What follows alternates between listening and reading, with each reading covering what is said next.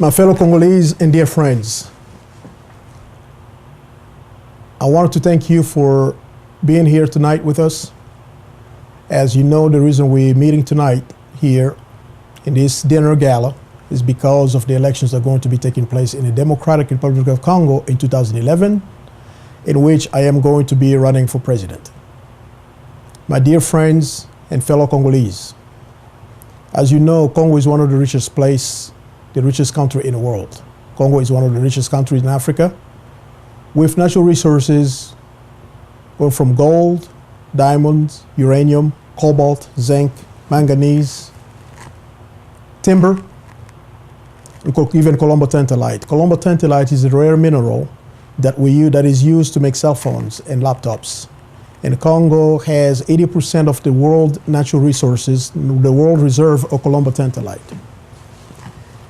We know that Congo is coming out a war, so to speak. But although the world thought that the Congo was coming out the world in 2003, the fact is there has never been a ceasefire in the Congo. As we speak, the United Nations just released a report on October 1st, 2010. In that report, over 617 accounts of crimes against humanity, war crimes, and even genocide were denounced in the Congo. Women and children have been victims in economic war that's been imposed in the Congo. Children as young as 3 months old have been raped. Women have been raped and sodomized in this, what the world calls, or the international community calls the worst war since World War II in Africa. It happened in the Congo. Now, needless to say that Congo has a problem for leadership. The reason why we're here today is because we know that with all the natural resources that Congo has, with all the natural resources, the gold, the diamond, and now even uranium, even oil, Congo still counted among the worst countries in the world for the GDP, where children have to go to school and parents have to pay $1 a month for tuition.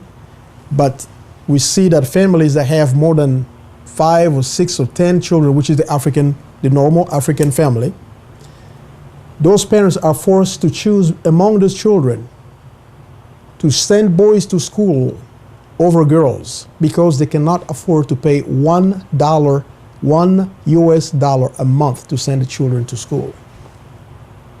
Teachers are not being paid, but they stand teaching all year long without a salary.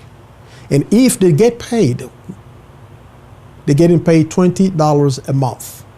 Professors and doctors making $200 to $500 a month, when the cost of living in a Congo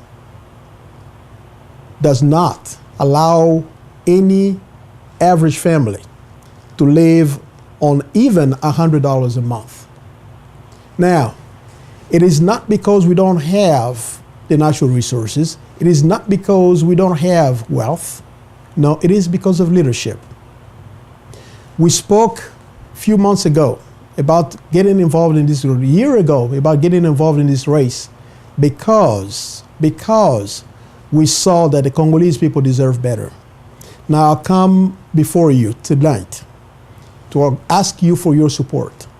You, my fellow Congolese, and also my dear friends in the United States and everywhere in the world, so that we can bring change in the Congolese people's lives. Congo, as you know, is the second largest rainforest, has the second largest rainforest after the Amazon. We are the lung of the universe. By that we mean the carbon monoxide that's being sent out from these industrialized countries have to be absorbed by the forest. That is why. And also Congo has one of the second largest, longest river. And with many species of fish, the agriculture in the Congo is untapped. You can drop a seed in a Congo, anywhere in a Congo, and it will grow. Congo has a lot to give to this world. Unfortunately, it is sad to see that its people are amongst the worst, the poorest people in the world. That is why I'm stepping in, so that I can take all my expertise, I can take my love for my people and bring change to them in the Congo. À mes chers amis, mes chers compatriotes, je me mets devant vous ce soir pour vous informer que je pose ma candidature à la présidence de la République démocratique du Congo.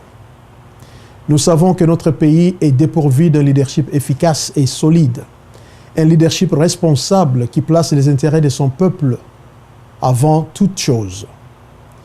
Le Congo est parmi les pays les plus riches du monde. Mais malheureusement, c'est difficile, c'est impossible de remarquer qu'au Congo, les parents n'arrivent pas à envoyer leurs enfants à l'école, les enseignants ne sont pas payés, les transports publics, c'est un calvaire, ceux qui sont payés d'une manière sporadique, le délestage, c'est-à-dire qu'il n'y a pas d'électricité au Congo, l'eau potable, qui est un problème majeur qui cause des décès parmi les enfants au Congo, par exemple la dysenterie, la malaria et tout un tas de maux. Ce sont des problèmes qui peuvent être facilement résolus si nous avions un leadership responsable, un leadership qui place le peuple avant toute chose. Nous avons perdu plus de 6 millions d'habitants, plus de 6 millions depuis la guerre qui nous avait été imposée par l'extérieur. Et parmi ces victimes, les femmes, nos femmes et nos enfants sont comptés en millions. Les femmes et nos femmes et nos enfants sont violés à longueur de journée. Le rapport des Nations Unies qui vient d'être publié le 1er octobre à New York nous a dit qu'il y a plusieurs compagnies, qu'il y a plusieurs acteurs qui sont impliqués dans le meurtre, dans les crimes contre l'humanité, dans les crimes contre les crimes de guerre et même les génocides au Congo. Qu'est-ce que nous en faisons? Qu'est-ce que nous voulons pour que la justice soit faite pour le peuple congolais? Je vous demande de me supporter dans cette démarche pour la présidence de notre pays. Je vous demande d'alerter les vôtres, vos amis, vos cousins, vos frères, partout où ils sont, que ce soit ici aux États-Unis, en Europe, en Asie, en Afrique et même surtout au Congo, puisqu'ils ont le droit de vote, pour leur signifier que l'heure a sonné pour que nous puissions amener le changement dans notre pays. Je vous remercie d'être venu ce soir. Je vous remercie pour votre contribution et la lutte a commencé.